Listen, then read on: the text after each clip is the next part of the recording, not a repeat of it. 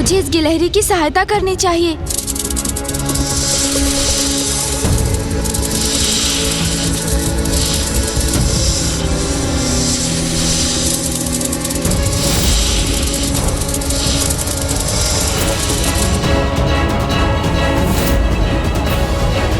हे प्रभु महादेव, मेरी रक्षा कीजिए। हे प्रभु महादेव, मेरी रक्षा कीजिए। हे प्रभु महादेव, मेरी रक्षा कीजिए।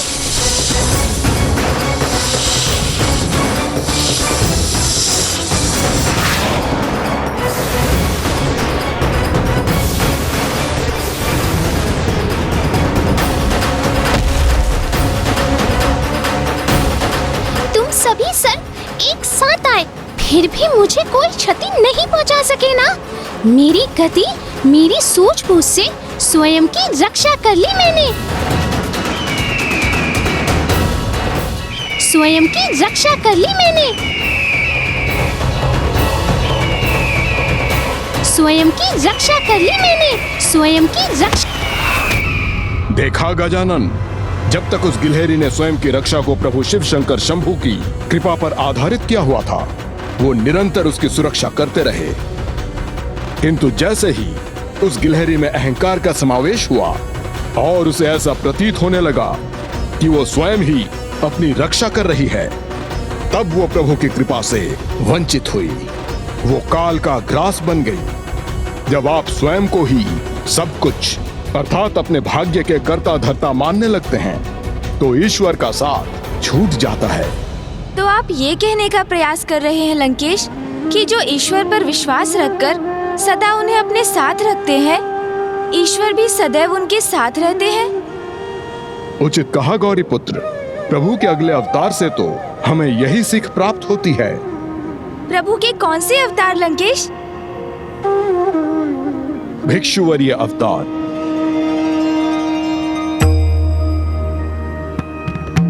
मैं प्रभु के इन अवतार की कथा सुनने के लिए अति उत्सुक हूँ। विघ्नहर्ता श्री गणेश, श्री गणेश, श्री गणेश। एक समय की बात है, एक अत्यंत शक्तिशाली प्रभु के अनन्य भक्त राजा सत्यार्थ हुआ करते थे। उन्हें यह विश्वास था कि उनके निकट के राज्यों से उनका मित्रवत संबंध है, किंतु राजा सत्यार्थ को ये ज्ञात नहीं था कि उनके निकटवर्ती राज्य उनके राज्य के समृद्धि से ईर्ष्या रखते थे। और फिर इसी द्वेष के कारण एक दिवस एक समीप के राज्य की सेना ने उनके राज्य पर आक्रमण कर दिया। महाराज की जय हो। शत्रु सेना सीमा पर है, युद्ध आरंभ होने जा रहा है।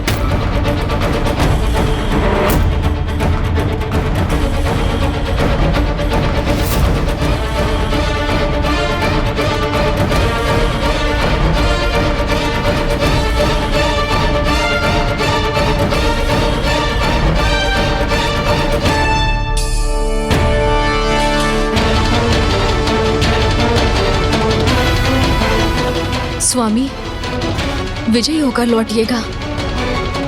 और राजा सत्यार्थ बिना युद्ध के लिए तैयार अवस्था में ही युद्ध भूमि की ओर प्रस्थान करने पर विवश हो गए, और दुर्भाग्यवश वही उनका अंत भी हुआ।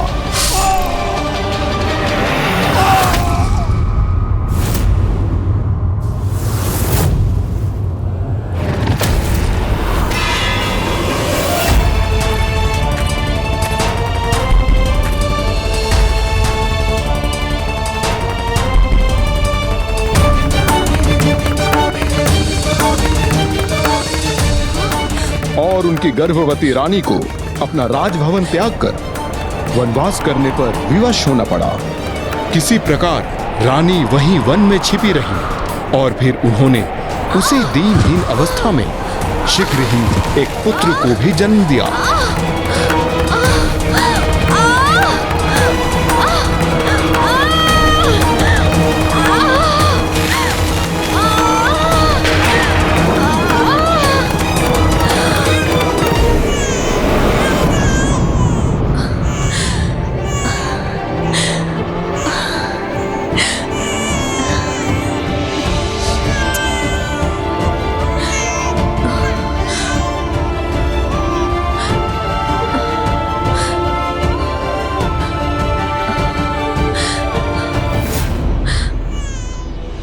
दासी अभागन हूं मैं।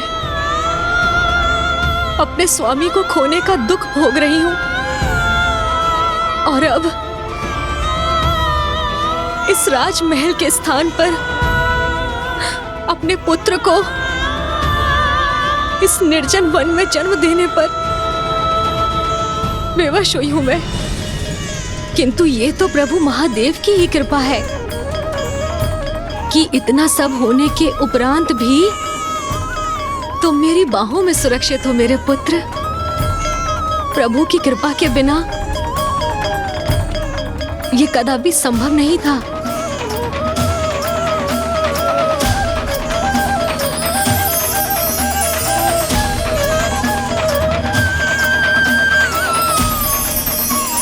पुत्र, हम पर अपनी कृपा दृष्टि रखने हेतु यहाँ पर भी उपस्थित है प्रभु। मेरे प्रभु शिव शंकर है यहाँ हमारे साथ, हमारे निकट। जिन्होंने इतने कष्ट सहे, पति को खोया, राज्य से बहिष्कृत हुई, वन में अकेली अपने नवजात शिशु के साथ विचरण करने में विवश हो गई, फिर भी प्रभु पर उनका विश्वास स्थिर रहा। ऐसी माँ की प्रभु के प्रति निष्ठा तो अत्यंत प्रशंसनीय है लंकेश। किंतु अनिष्ट ने उनका साथ अभी भी नहीं छोड़ा था। उनके साथ जो पूर्व में हुआ था, अब उससे भी भयंकर कुछ होने जा रहा था।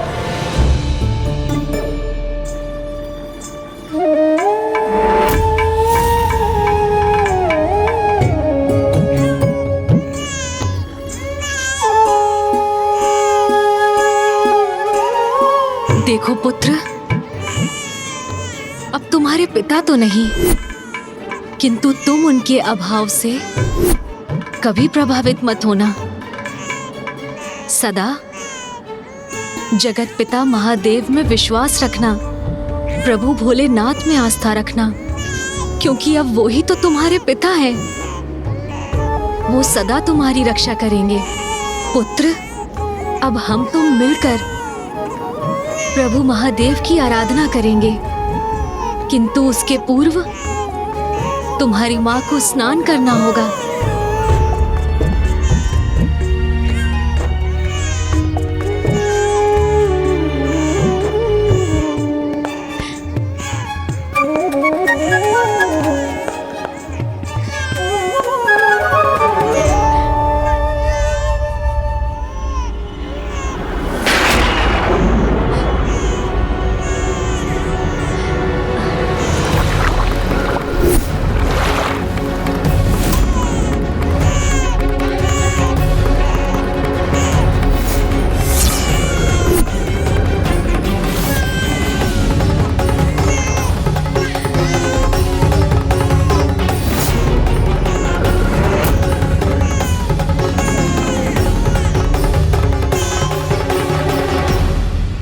चिंता मत करो पुत्र, मैं तुम्हें यहाँ अकेला छोड़कर नहीं जा रही हूँ। देखो, तुम्हारे साथ स्वयं प्रभु महादेव हैं, इसीलिए तुम्हें कोई क्षति नहीं पहुँचेगी मेरे पुत्र।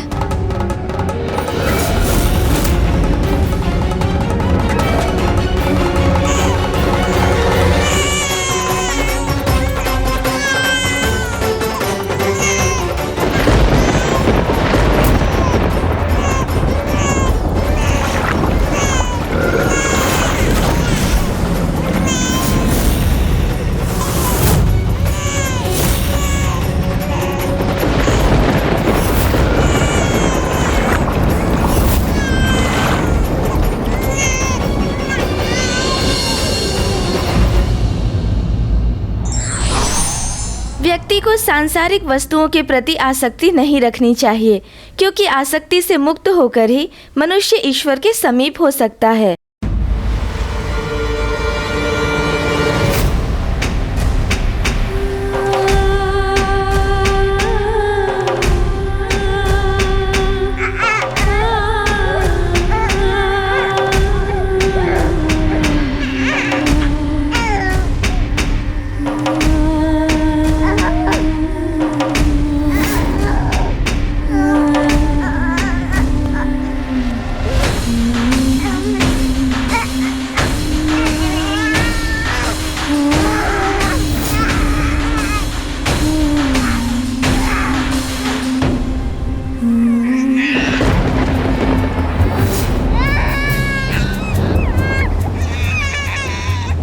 मेरा पुत्र।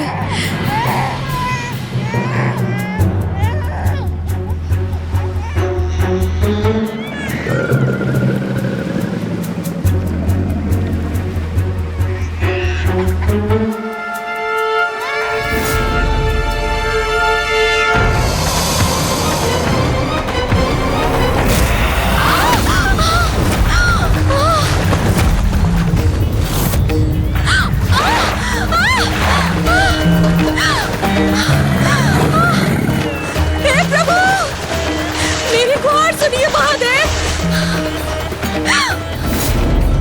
मेरे पुत्र की रक्षा कीजिए प्रभु।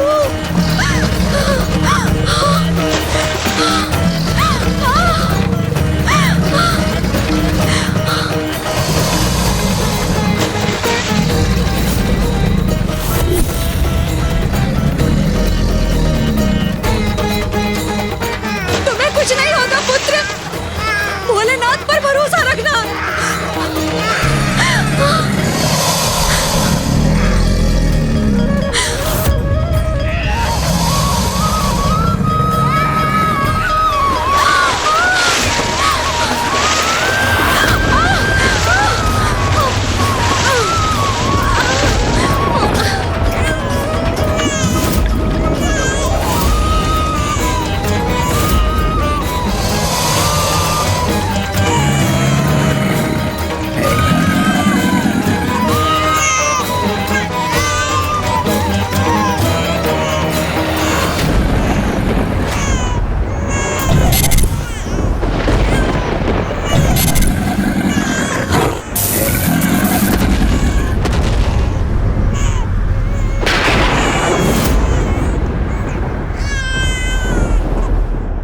प्रभु की ये लीला तो सर्वथा अद्भुत थी लंकेश। उस नवजात शिशु के जन्म के पूर्व उसके पिता और अब जन्म के उपरांत उसकी माता दोनों ही मृत्यु को प्राप्त हुए, किंतु अनाथ होकर भी उसकी माता के शब्द उन शब्दों में निहित प्रभु के प्रति अटूट आस्था और विश्वास को उस अबोध बालक ने अपने हृदय में धारण किया और स्वयं जगत पिता महादेव का शरणागत बन गया। लंकेश, जो महादेव का कृपा पात्र बन जाए उसकी सुरक्षा तो स्वतः ही निश्चित हो जाती है।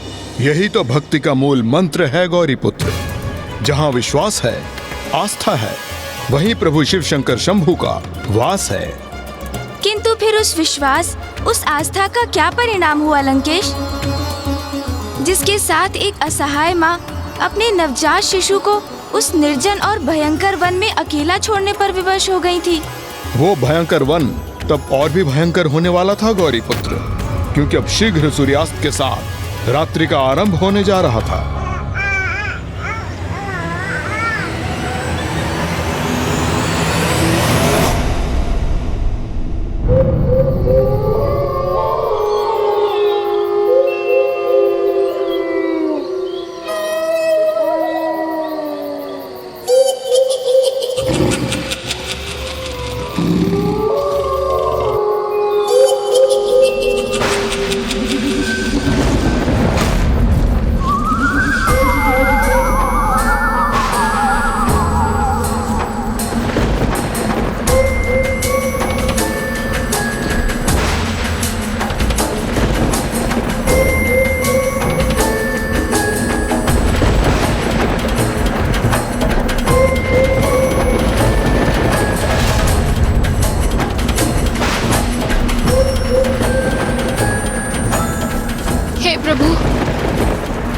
सघन वन में कहाँ अपना मार्ग भूलकर उलझ गई मैं। दिवस भी ढलने को है। रात्रि होने से पूर्व मुझे इस वन से निकल जाना चाहिए।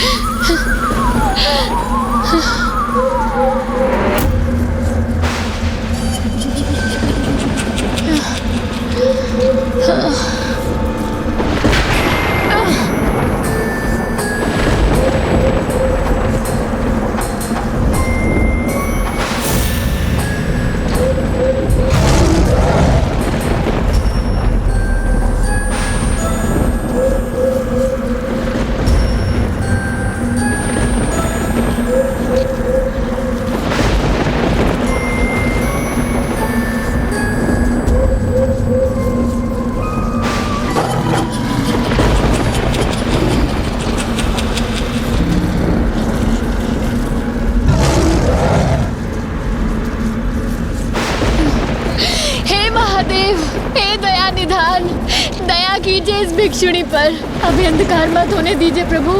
मैं इस भयंकर वन में हिंसक पशुओं के मध्य अकेली न रह जाऊं प्रभु। प्रभु किधर जाऊं, कुछ समझ नहीं आ रहा।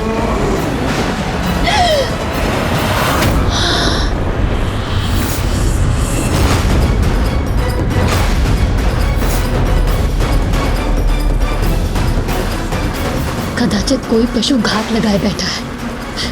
मुझे मार्ग परिवर्तित करना चाहिए।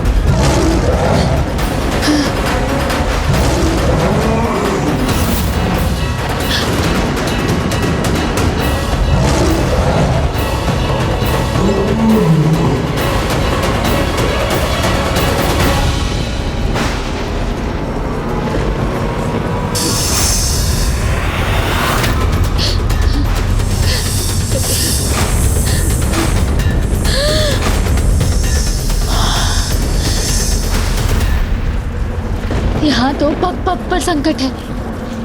महादेव रक्षा करे, महादेव रक्षा करे। महादेव कहाँ जाऊं प्रभु।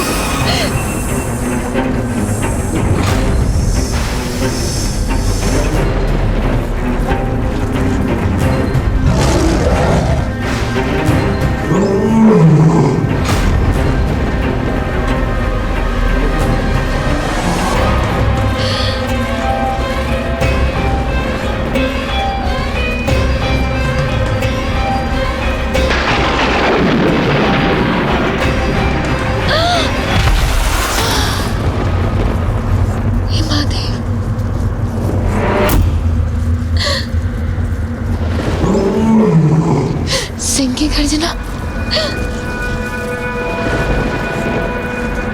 मैं तो सभी ओर से संकटों से घिरी हूँ, किंतु मुझे ऐसा आभास क्यों हो रहा है जैसे कोई अदृश्य शक्ति मुझे इस मार्ग से नहीं अपितु दूसरे मार्ग से जाने का निर्देश दे रहा हो।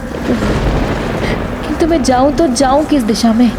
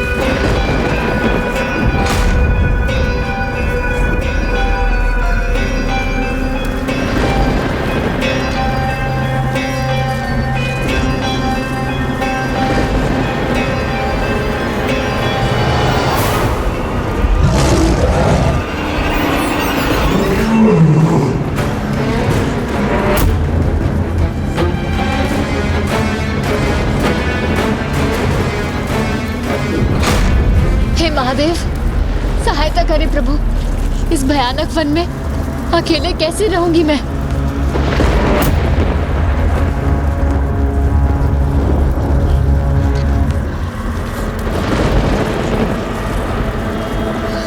अरे महादेव, हे महादेव रक्षा करे, हे महादेव।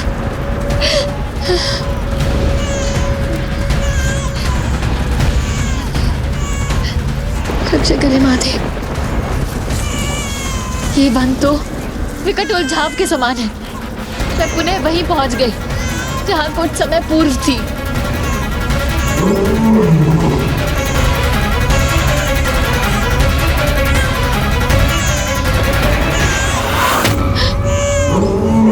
हाँ? वन में शिशु।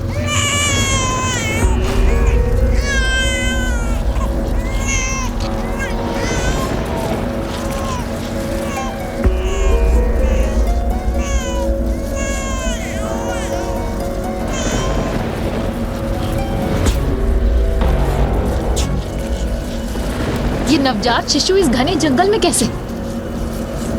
इसकी माँ कहाँ है? कोई तो होना चाहिए ना इसके साथ।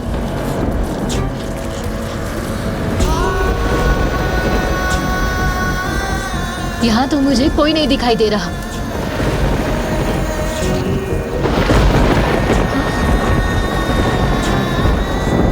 ये वस्त्र,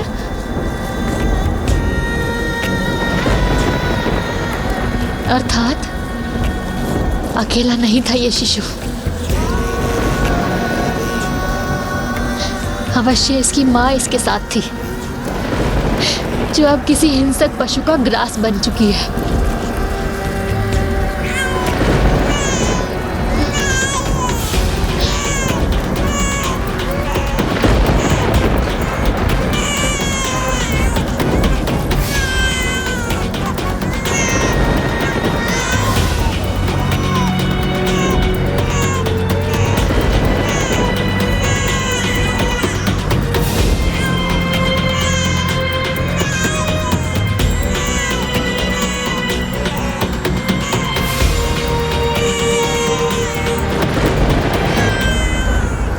देवी,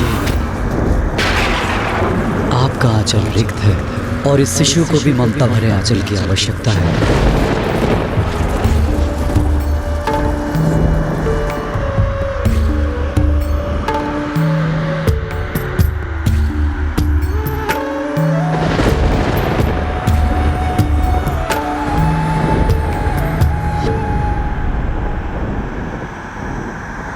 कदाचित नियति भी आप दोनों को एक साथ यहाँ ले आई है।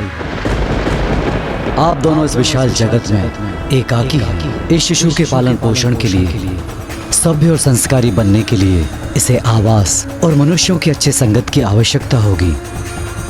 इसलिए आप इस शिशु का पालन पोषण कीजिए, क्योंकि वृद्धावस्था में यह आपकी सेवा करेगा।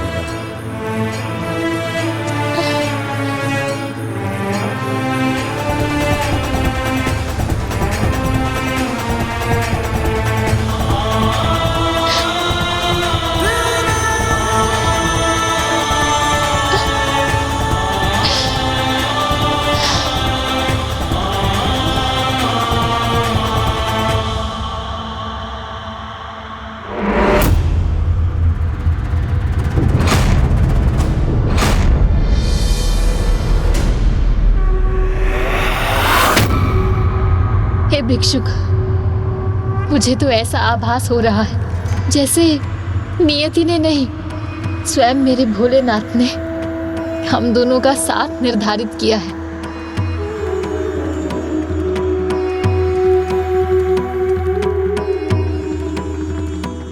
पुत्र, भोलेनाथ ने तुम्हें मुझे सौंपकर मेरा रिक्त आंचल भर दिया, मुझे मेरे जीवन का एक नवीन आधार दे दिया। मुझे ज्ञात है तुम्हें भोजन देने और तुम्हारा पालन पोषण करने हेतु मेरे पास कुछ नहीं, किंतु मुझे मेरे महादेव पर विश्वास है, वही हमारी देख रेख करेंगे।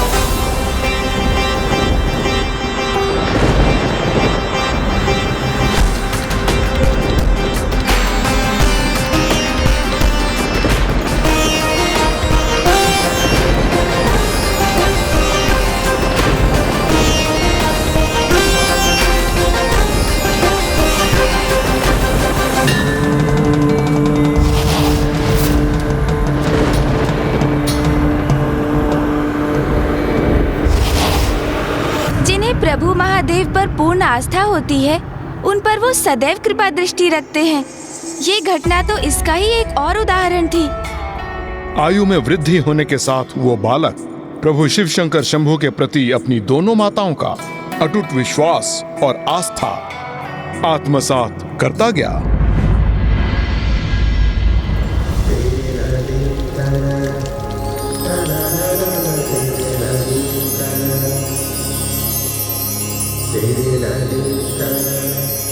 पुत्र, हम पर अपनी कृपा दृष्टि रखने हेतु मेरे प्रभु शिव शंकर है यहाँ। माँ, क्या है प्रभु शिव का परिचय और हमें सदैव उन पर आस्था क्यों रखनी चाहिए? शिव वो शून्य है जिनसे समस्त ब्रह्मांड प्रकट हुआ। वो अनंत है, सर्वव्यापी है। वही सृजनकर्ता भी है, संहारक भी और विनाशक भी। सब कुछ उन्हीं से है पुत्र, किंतु मेरे अनुसार तो शिव ही सर्वोच्च है। सृष्टि में जीवन के आधार है, इसीलिए सदा स्मरण रखना पुत्र। प्रभु शिव में सदा आस्था और विश्वास रखना, फिर जो भी होगा उत्तम ही उत्तम होगा। मुझे प्रभु शिव शंकर में अनंत आस्था है माँ। जो भी होगा सदा उत्तम ही होगा।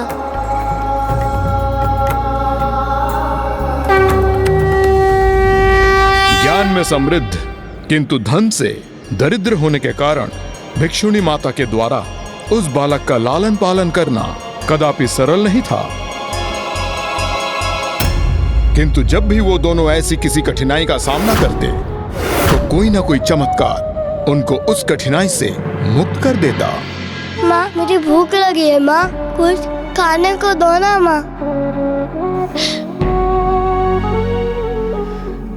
कहाँ से लाऊं भोजन? कुछ भी तो अन्न नहीं है घर में पकाने के लिए। प्रसाद लाया हूं मैं।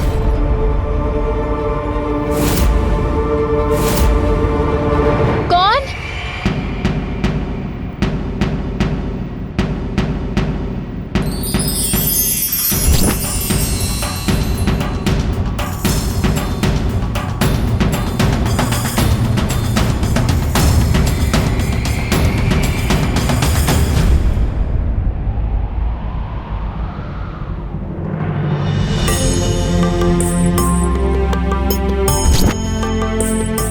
ये लो पुत्र, प्रभु का प्रसाद ग्रहण करो।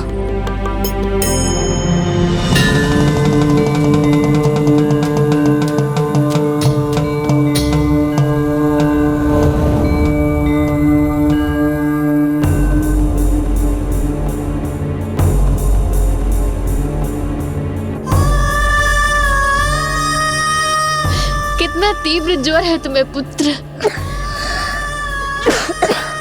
किंतु तुम्हारी भिक्षुणी माँ के पास इतना भी धन नहीं कि तुम्हें वैद्य के पास ले जा सके। माँ, आप ही तो कहती हो कि महादेव पर विश्वास और आस्था रखो तो जीवन में सब कुछ उत्तम ही होगा। तो क्यों व्यर्थ चिंता करती है? महादेव हमारा ध्यान अवश्य रखेंगे।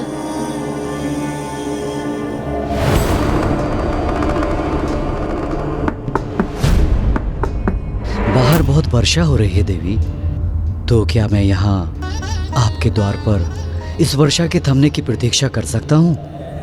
मैं एक वैद्य हूँ, निकट के ग्राम के रुग्ण व्यक्ति का उपचार करने आया था।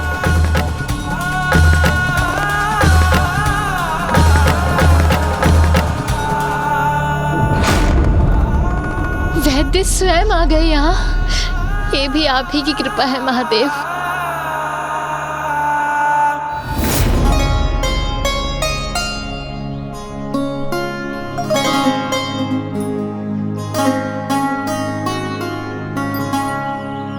माँ, सभी बालक गुरुकुल जाते हैं तो मेरा वहाँ जाने का अवसर कब प्राप्त होगा माँ?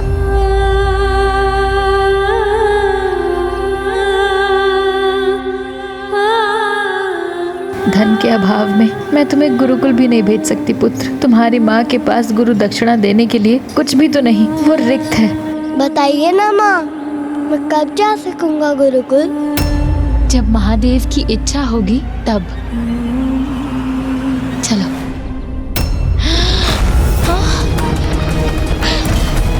पुत्र,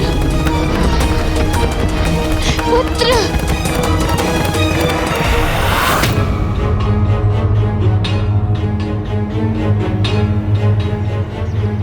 हमें क्षमा करें गुरुवर, हमने आपके अध्ययन अध्यापन में बाधा डाली। हम अभी चले जाते हैं। चलो पुत्र। कहाँ जा रहे हो तुम? तुम हमारे गुरुकुल में प्रवेश कर चुके हो तो हमारे शिष्य हो।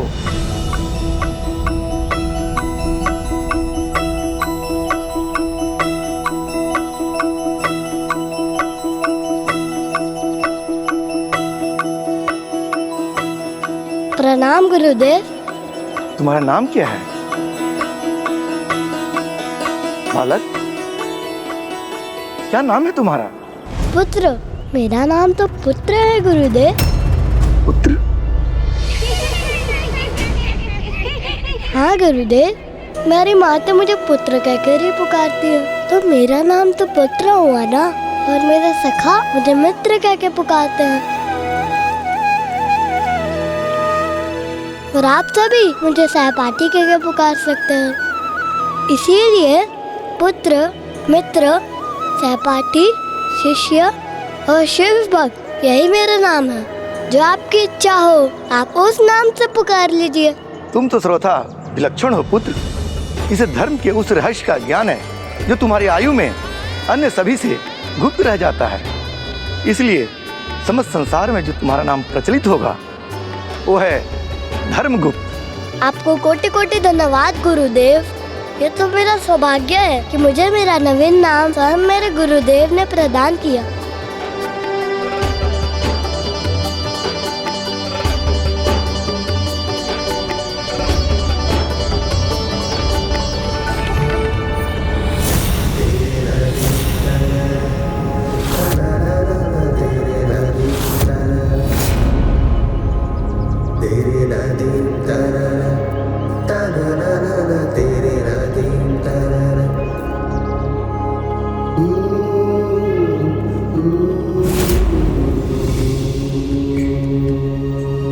इस प्रकार समय के साथ साथ वो बालक धर्मगुप्त युवा अवस्था में पहुंच गया और अब वो ज्ञान अर्जित कर अत्यंत ज्ञानी हो चुका था।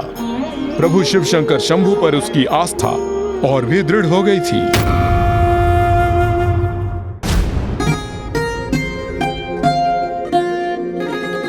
मित्र, ये मार्ग अनुचित है, इस पर मत चलो।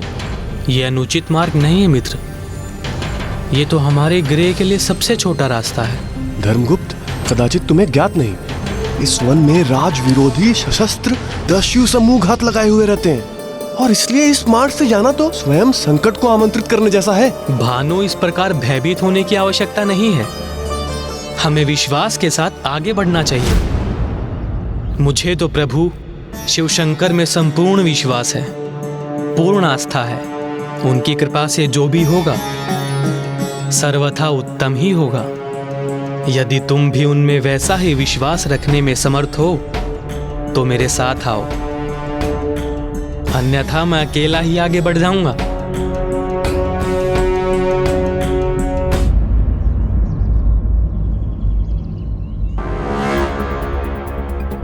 चलते चलते इतनी दूर का मार्ग तय कर चुके हैं कि अब अकेले लौटना भी उचित नहीं।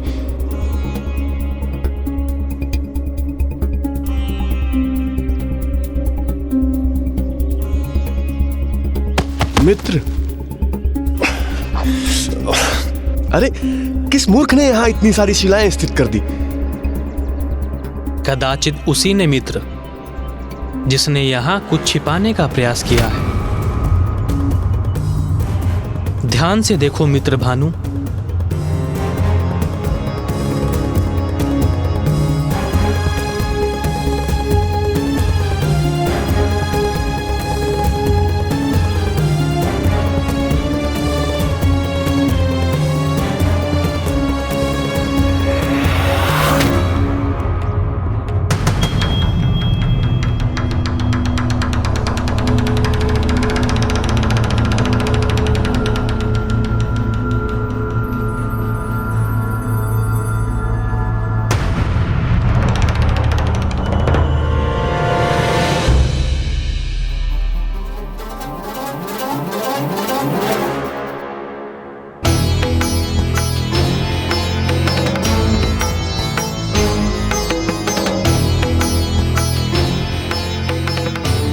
धर्मगुप्त, तुमने उचित कहा था, जो भी होगा उत्तम होगा। अरे देखो, इतने अधिक धन से तो हमारे जीवन की सारी दरिद्रता नष्ट हो जाएगी। चलो इसे हम दोनों आपस में बांट लें। किंतु क्या यह उचित होगा मित्र? ये तो उन्हीं दस्यु समूह का अनुचित रूप से प्राप्त किया हुआ धन प्रतीत होता है, जो यात्रियों को लूटते हैं। इस धन पर हमारा कोई अधिकार नहीं। पर इन पर तो उनका भी अधिकार नहीं है ना, जिन्होंने इसे यहाँ पे छुपाया है। और अब ये हमें मिला है तो अभी हमारा हो गया। हाँ, इस प्रकार पराये धन से मोह उचित नहीं है मित्र। राज्य में इस प्रकार प्राप्त हुई कोई भी वस्तु अथवा धन पर हमारा नहीं, राजा का अधिकार होता है। अतः हम इस धन का कुछ उपयोग नहीं कर सकते। आओ हम दोनों इस धन को राजकोष में दे दें। किंतु इस प्रकार तो मित्र हमारी शत्रुता उन दस्यु समूहों से हो जाएगी और हमें कुछ प्राप्त भी नहीं होगा। जैसा मैंने पूर्व में भी कहा था,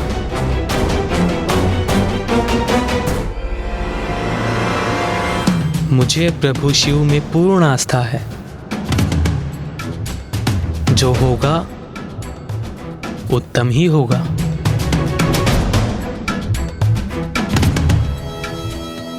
फिर क्या हुआ लंकेश? क्या भानु की स्वीकृति पाकर वो दोनों उस धन को राजा को लौटाने गए? हाँ गौरी पुत्र, भानु ने तो उनकी बात को स्वीकार कर लिया था, किंतु फिर मार्ग में स्वयं धर्मगुप्त का ही मन परिवर्तित हो गया और उन्होंने वो धन राजा के पास ले जाने का अपना निर्णय पलट दिया। किंतु ऐसा क्यों किया उन्होंने? क्योंकि ये तो उचित नहीं था। गौरी पुत्र, धर्मगुप्त के अनुसार वो जो कर रहे थे वो सर्वथा उचित ही था। मित्र धर्मगुप्त, दस्यु समूह का छिपाया धन प्राप्त करके हमारी शत्रुता तो उनसे हो ही चुकी है, किंतु अब कहीं हम राजा के भी शत्रु न बन बैठे। कदाचित जो तुम सोच रहे हो वो हमारे लिए किसी बड़े संकट का कारण न बन जाए। इनकी निर्धनता और विवशता तो देखो मित्र।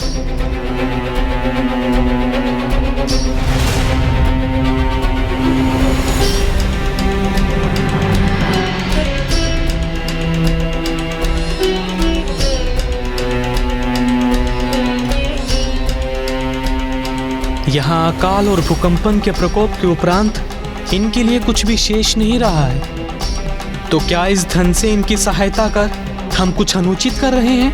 अभी तो तुमने कहा था कि ये धन हमारा नहीं। जो धन राजा का है हम उसे कैसे बांट सकते हैं मित्र? धन का उचित स्थान तो वही होता है जहाँ उसकी आवश्यकता होती है। वैसे भी राजा का धन प्रजा का ही तो होता है।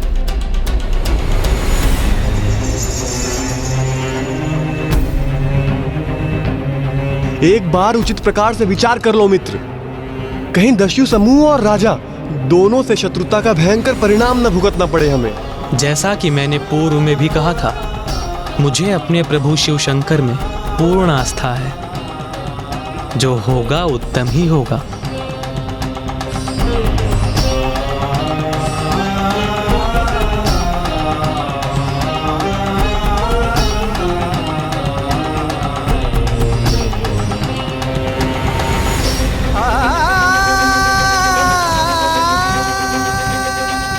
अर्थात लंकेश, धर्मगुप्त उदारता में भी कम नहीं थे।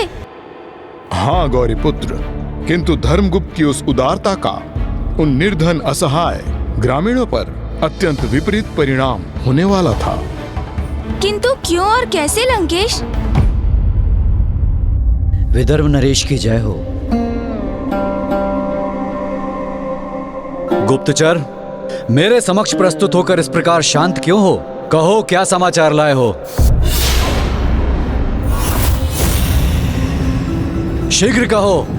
एक राजा सभी प्रकार के समाचार सुनने के लिए सदैव तैयार रहता है। महाराज, दस्यु समूह द्वारा लूटा हुआ एकत्रित धन आपकी प्रजा के 1 ग्राम के वासियों ने प्राप्त कर लिया है। उस क्षेत्र में अकाल का प्रभाव था। वहां के वासी भोजन रहित पीड़ा से ग्रसित थे, किंतु आपके धन का लाभ उठाकर आनंद पूर्वक अपना जीवन व्यतीत कर रहे हैं। सेनापति!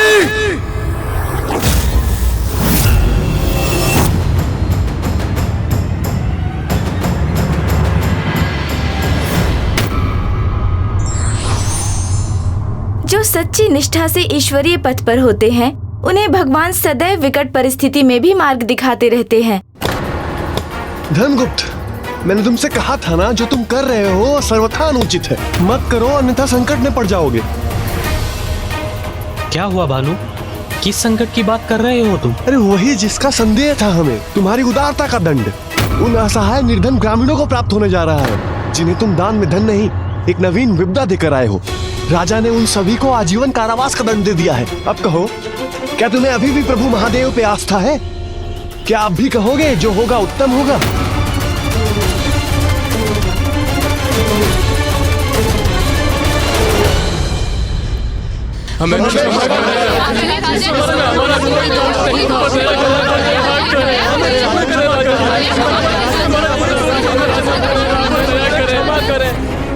दया ही तो कर रहा हूँ मैं। अभी तो जिस अपराध के लिए तुम सभी को मृत्यु दंड प्राप्त होना चाहिए था, उसके लिए तो मैं मात्र तुम्हें कारावास भेज रहा हूँ। क्षमा करें महाराज, यदि आपको किसी को मृत्यु दंड प्रदान करना ही है तो मुझे दीजिए वो दंड।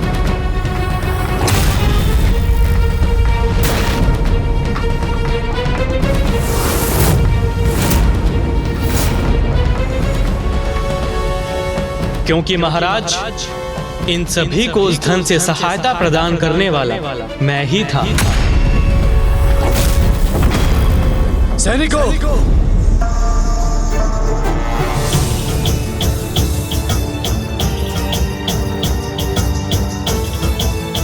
इन्हें क्षमा करें महाराज, इसमें इनका कोई दोष नहीं है। इन्हें तो ये भी नहीं ज्ञात कि जो धन इन्हें मुझसे प्राप्त हुआ है वो कहां से आया था। किंतु तुम्हें तो ज्ञात था कि दस्युओं ने वो धन अनुचित प्रकार से प्राप्त किया था।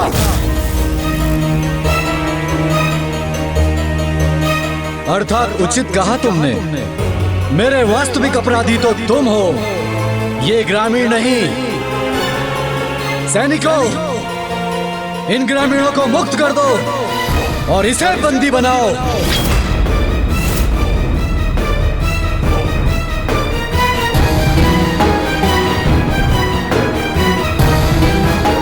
इसे क्षमा कर दीजिए महाराज। महाराज, इसने हमारी सहायता की थी, हमारा भला किया था। क्षमा कर दीजिए महाराज, इसे क्षमा कर दीजिए। महाराज, कोई दोष नहीं है। महाराज, क्षमा कर दीजिए महाराज। दस्युओं के कर्म से मेरा कोई संबंध नहीं है महाराज।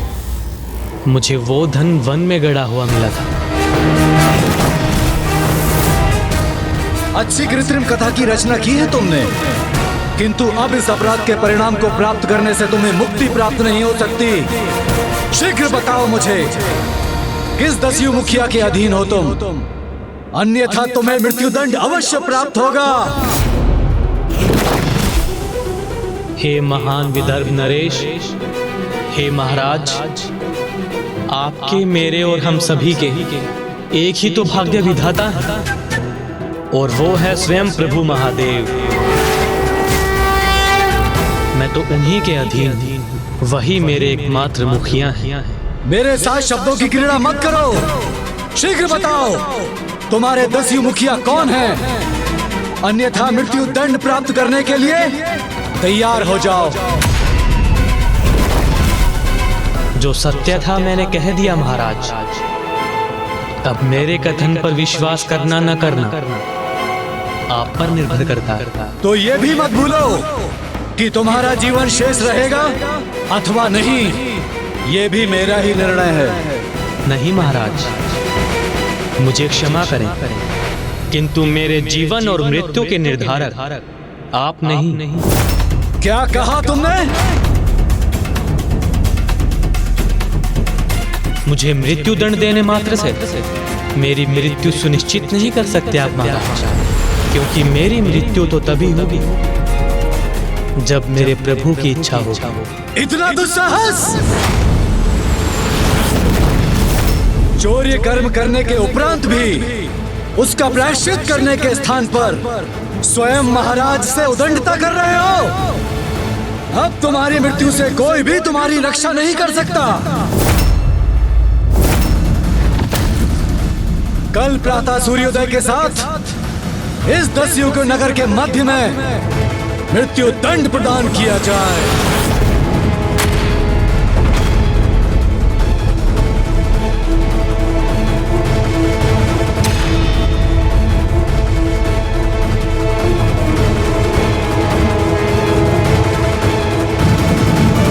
मित्र, ये सब क्या हुआ? चिंता मत करो मित्र भानु, मेरे प्रभु शिव शंकर में आस्था रखो। जो होगा उत्तम ही होगा।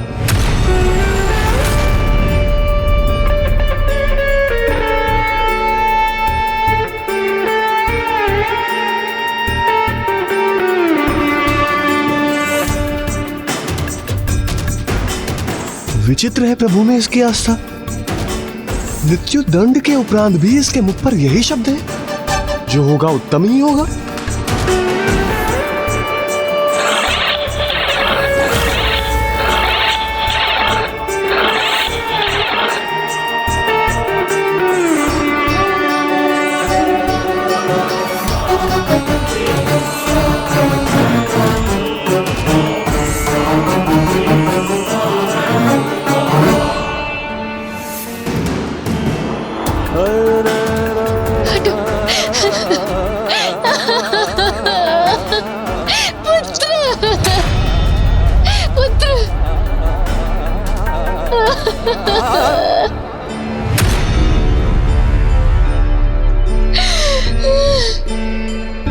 नहीं माता, आप विलाप क्यों करती हैं? आप ही ने तो मुझे सिखाया है कि प्रभु महादेव में हमें अटूट आस्था रखनी चाहिए। फिर जो होगा वो उत्तम ही होगा। विचित्र, इसकी मृत्यु इसके समक्ष है, किंतु ये फिर भी सब कुछ उत्तम होने की बात कर रहा है। नहीं, अर्थात ये इसका प्रभु में विश्वास नहीं, अपितु ये अपने अंत समय में मेरा अपमान करने की चेष्टा कर रहा है।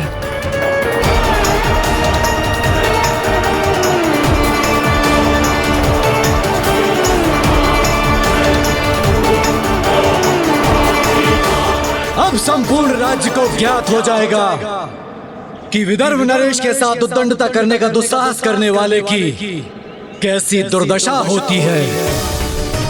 मेरे आदेश का पालन हो।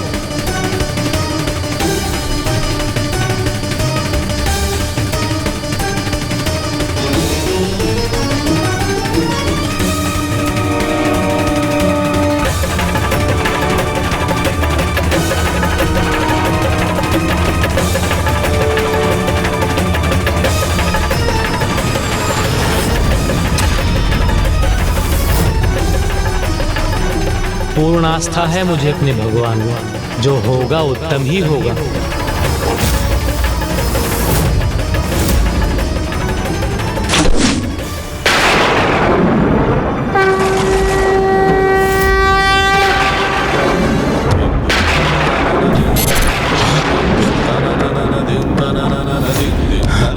कैसी भयंकर ध्वनि है ये?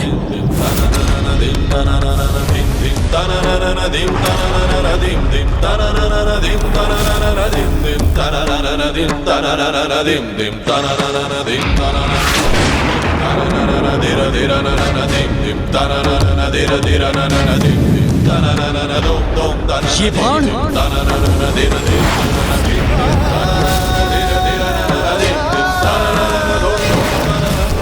सैनिकों, सावधान! अग्नि से प्रज्वलित ये बाण किसी शत्रु का आक्रमण है। ये अब ये क्या नवीन विपदा है?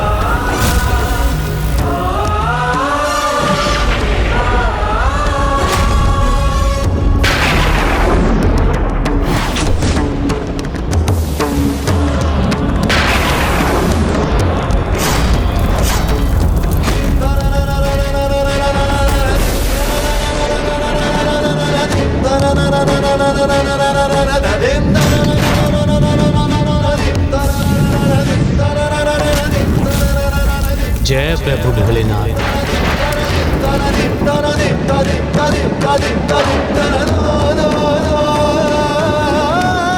आश्चर्य! ये क्या हो रहा है? किसका दुस्साहस है ये? सैनिकों, महाराज को सुरक्षित करो।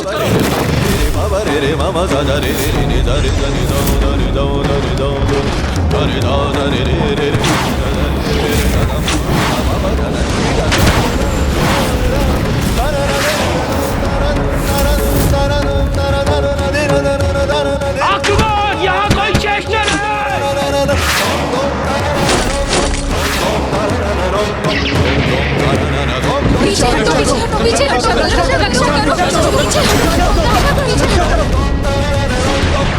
महाराज संकट में हैं।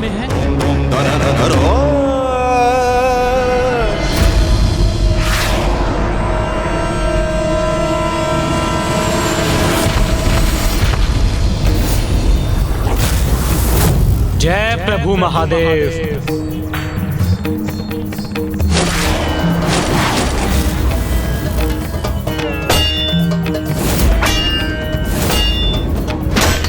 यहाँ कोई शेष न रहे।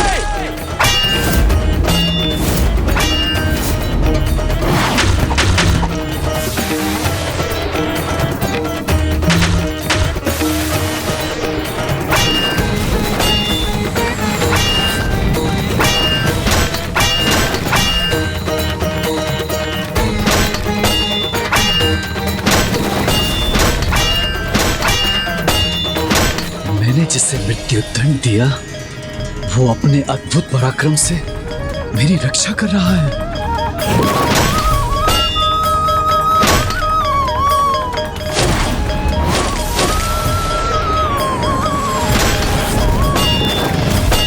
सैनिकों, इन दस्युओं को आगे मत बढ़ने दो।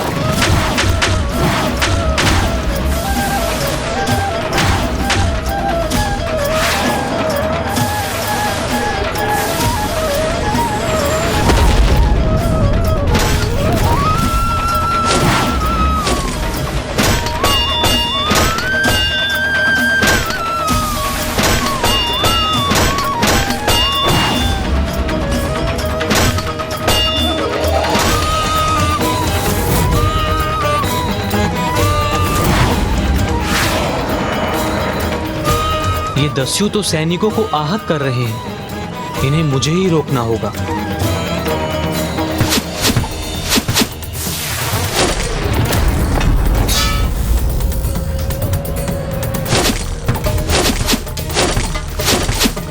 कितना पराक्रमी, कितना श्रेष्ठ योद्धा है ये।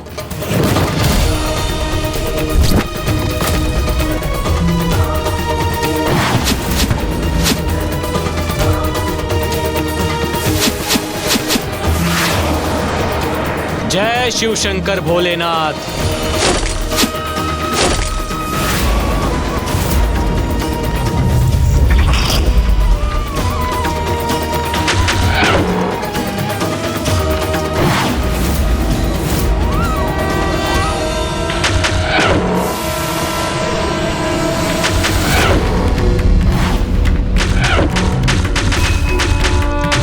पीछे हटो! पीछे हटो!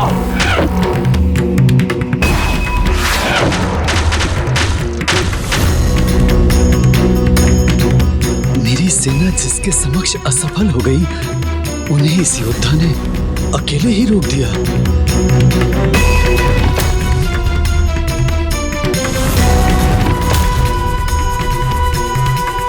आक्रमण करो! नष्ट कर दो इन बालों को जो हमारा मार्ग बाधित कर रहे हैं।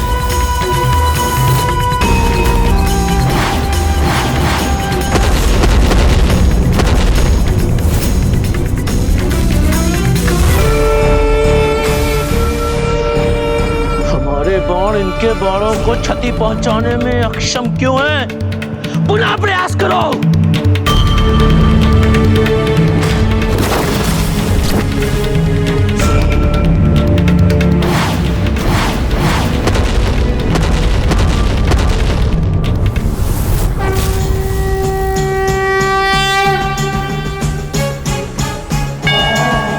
प्रभु के भक्त की शक्ति उनके गणों की शक्ति से अधिक प्रभावी है।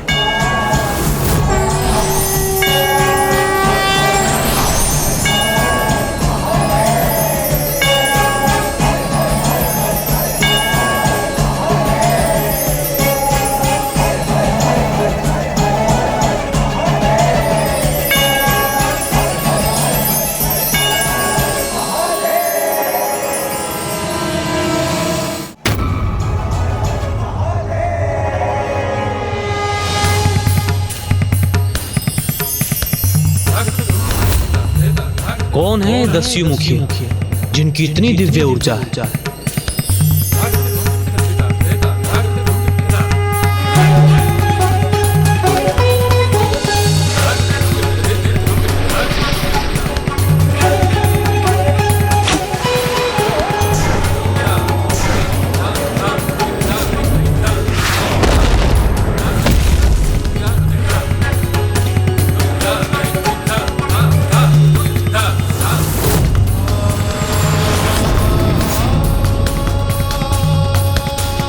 मुझे जो आभास हो रहा है उसके अनुसार यदि आप वास्तव में कोई दिव्य पुरुष हैं तो इस बाण को मेरा प्रणाम समझिए। हे महान शिव भक्त, मुझे तुम्हारा यह प्रणाम स्वीकार है। चलो वापस चलो।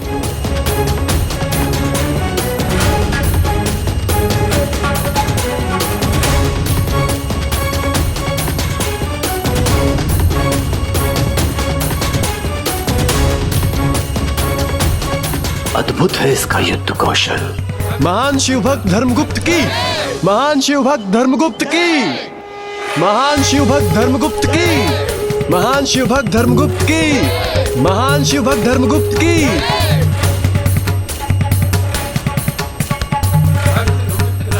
ये पराक्रमी योद्धा कोई साधारण मनुष्य तो कदापि नहीं हो सकता। महाराज, इन दस्युओं के आक्रमण से आपका आदेश बाधित हो गया। मेरा मृत्यु दंड पूर्ण न हो सका। अब मैं पुनः आपके दंड के लिए प्रस्तुत हूं। किंतु मैं पुनः कहता हूं, मेरी मृत्यु आपके हाथों में नहीं, वो तो तभी होगी जब मेरे प्रभु महादेव की इच्छा होगी। मुझसे ही तुम्हें पहचानने में भूल हुई है। तुमने तो अकेले ही दस्युओं के आक्रमण को विफल कर दिया। फिर तुम स्वयं दस्यु कैसे हो सकते हो? तो फिर कौन और क्या हो तुम? तुम्हारा वास्तविक परिचय तो मुझे इतना ही ज्ञात है कि तुम एक भिक्षुनी के पुत्र हो, किंतु तुम जन्म से क्षत्रिय, कौशल में एक महान योद्धा और व्यवहार में एक तपस्वी प्रतीत होते हो। और तुम्हारी प्रवृत्ति तो एक अंधभक्त के समान है। इसीलिए मैं भी नहीं समझ पा रहा हूं कि तुम्हारा वास्तविक परिचय क्या है। मैं और कुछ नहीं महाराज, मात्र एक शिव भक्त हूं। और मेरी माता के सीख के अनुसार प्रभु महादेव ही सब कुछ है। अभी तक जो भी हुआ है उन्हीं की इच्छा से हुआ है, और भविष्य में जो भी होगा उन्हीं की इच्छा के अनुसार होगा। तो सब कुछ है महादेव। अर्थात तुम ये कहने का प्रयास कर रहे हो कि मैं, तुम और हम सभी कोई भी कार्य उनकी इच्छा से करते हैं। हाँ महाराज, यही सत्य है। नमामि शमेशा निर्वाण रूपम विभुम व्यापकम ब्रह्मवेद स्वरूपम निजम निर्गुण निर्विकल्पम निरीहम चिदम कश्मकश वसम भजेहम। अर्थात महाराज, प्रभु शिव शंकर सर्व शक्तिशाली है, सर्वव्यापी। ऐसा कोई स्थान नहीं जहां वो ना हो। ब्रह्मांड के कण कण में है वो। गुण अवगुण से परे, श्रेष्ठ है, अखंड है, अजन्मे, स्वयंभू है। प्रभु तो वो सर्वोच्च चेतना के सागर जो शब्द और विचारों से भी परे, ध्यान का वो रूप है जहां पावन निर्मल चैतन्य के अतिरिक्त और कुछ भी नहीं। और मेरे उन्हीं प्रभु महादेव ने आज मेरी रक्षा की। तुम एक अत्यंत पराक्रमी योद्धा हो, किंतु अबोध हो। इसीलिए मान बैठी हो कि ये संयोग में शिव का हस्तक्षेप था। कदाचित ये तुम्हारे अंधविश्वास का ही परिणाम है। ये अंधविश्वास नहीं है महाराज, ये तो सर्वव्यापी, सर्वज्ञ है। मेरे प्रभु महादेव पर मेरी अटूट आस्था का ही परिणाम। सर्वव्यापी अर्थात तुम ये कहने का प्रयास कर रहे हो कि वो सर्वत्र विद्यमान है। तब तो कहो उनसे यहाँ प्रकट हो। और तुम्हारे विश्वास को प्रमाणित करें।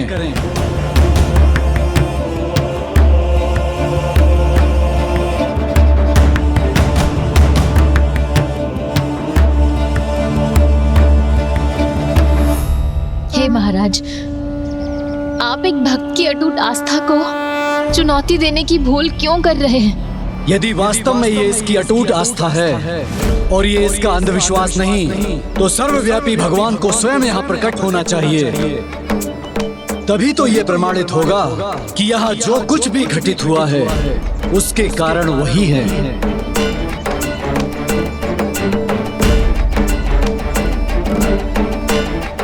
उसने उचित कहा महाराज, जो भी हुआ महादेव की इच्छा से ही हुआ, और आज ही नहीं सदैव ऐसा ही होता रहा है।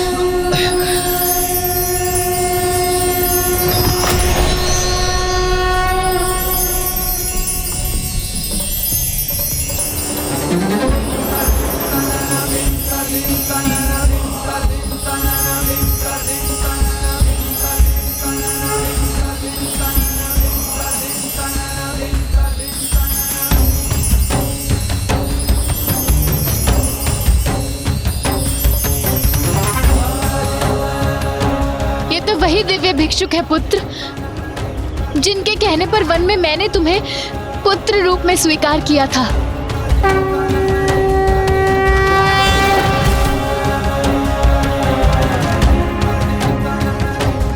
और भक्त धर्मगुप्त का साथ तो महादेव ने उसी दिवस से दिया जिस दिवस से जब उन भयानक मगरों ने विदर्भ नरेश महाराज सत्यरथ की पत्नी, विदर्भ की महारानी और धर्मगुप्त की माता का अंत करने के उपरांत नवजात शिशु धर्मगुप्त पर आक्रमण किया, तो वो महादेव ही थे जिन्होंने उसकी रक्षा की।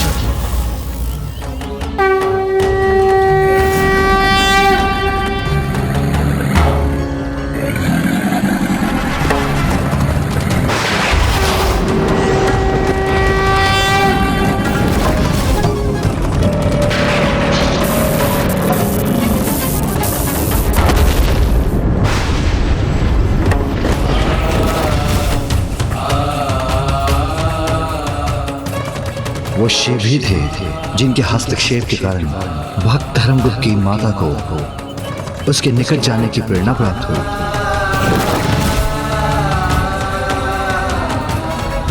जिस सिंह को उन्होंने देखा था वो मात्र सिंह जन्म धारण किए महादेव ही थे।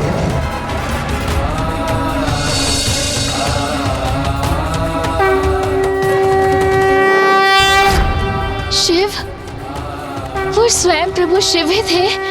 जिस सर्प ने इन्हें अपना मार्ग परिवर्तित करने पर विवश किया था वो महादेव के कंठ में विराजमान नागराज वासुकी थे। और जिस विद्युत ने वृक्ष की शाखा को उनके समक्ष गिरा दिया था वो महादेव के त्रिशूल से ही उत्पन्न हुई थी।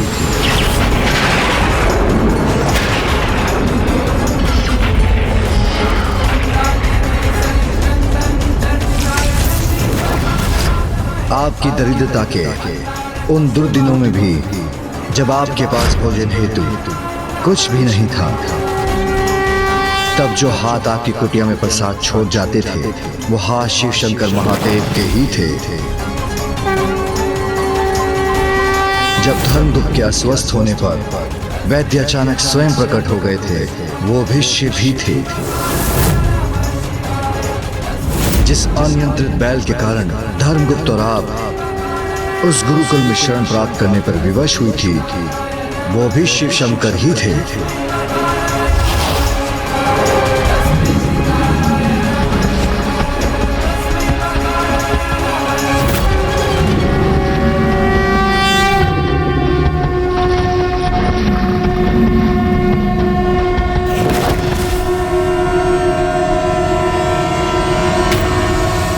मुझे ज्ञात था इस संपूर्ण समय हमारी सहायता हेतु स्वयं प्रभु शिव शंकर ही भिन्न रूप लेकर प्रकट होते थे।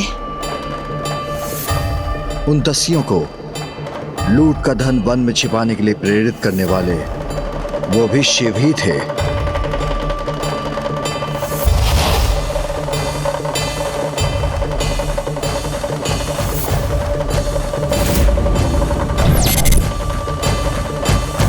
दसु मुखिया, ये लूटा हुआ धन हमें इसी वन में छिपा कर रखना चाहिए, क्योंकि राजा के सैनिक चारों ओर फैले हुए हैं। धन यहाँ रहेगा तो सुरक्षित होगा।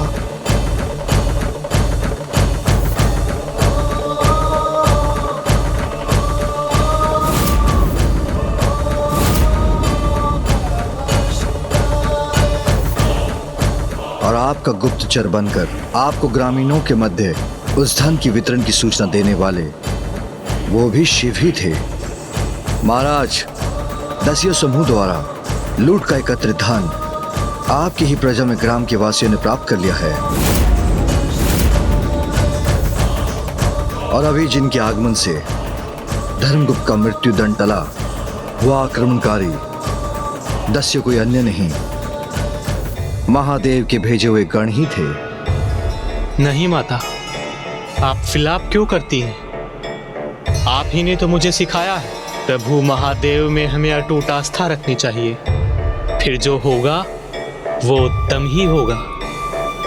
नंदी, अब उचित समय आ गया है।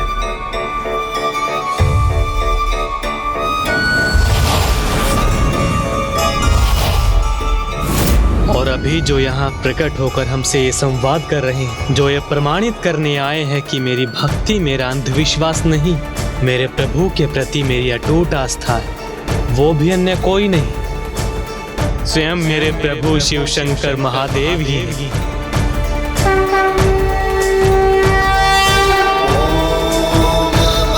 तुम ये कहने का प्रयास कर रहे हो कि वो सर्वत्र विद्यमान है? तब तो कहो उनसे कि यहाँ प्रकट हो।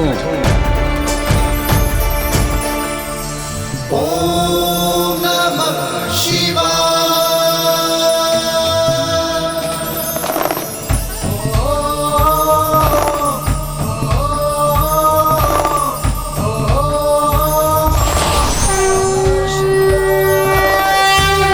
हे भिक्षुवर महादेव, आपने हमें दर्शन देकर हमें धन्य कर दिया प्रभु।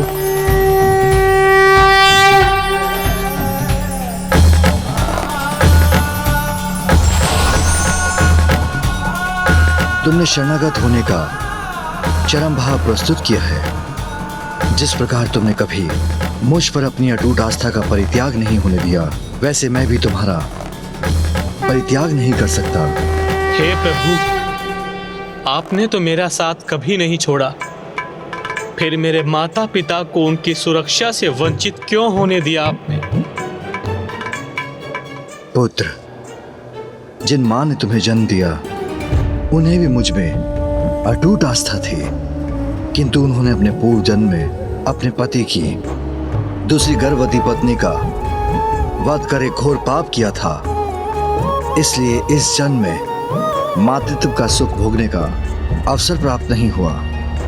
और तुम्हारे पिता ने भी अपने पूर्व जन्म में किसी को मृत्युदंड देने हेतु अपनी पूजा मध्य में ही छोड़ दी थी, जिसके फलस्वरूप अपनी आयु और शासन के मध्य में उनसे उनके राज्य और प्राण दोनों ही छिन गए।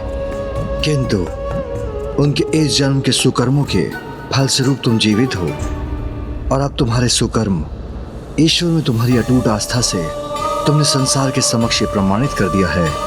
जिसका कोई अन्य आसरा नहीं होता, उसे मैं आसरा प्रदान करता हूँ। और आज मैं एक घोषणा भी करता हूँ, जो ईश्वर पर अटूट आस्था रखेगा, ईश्वर का आशीर्वाद सदैव उस पर रहेगा। प्रभु भिक्षुवर्य की, प्रभु भिक्षुवर्य की, प्रभु भिक्षुवर्य की, प्रभु भिक्षुवर्य की, प्रभु भिक्षुवर्य की, प्रभु भिक्षुवर्य की। इसके उपरांत राजा भक्त धर्मगुप्त से इतने प्रभावित हुए कि उनके महान प्रशंसक बन गए। उनका अपना कोई पुत्र न था, तो उन्होंने अपनी पुत्री का विवाह धर्मगुप्त से करवाकर उन्हें अपना राज्य सौंप दिया। और इस प्रकार प्रभु की इच्छा और कृपा से धर्मगुप्त को वो प्राप्त हुआ जो उनका अधिकार था।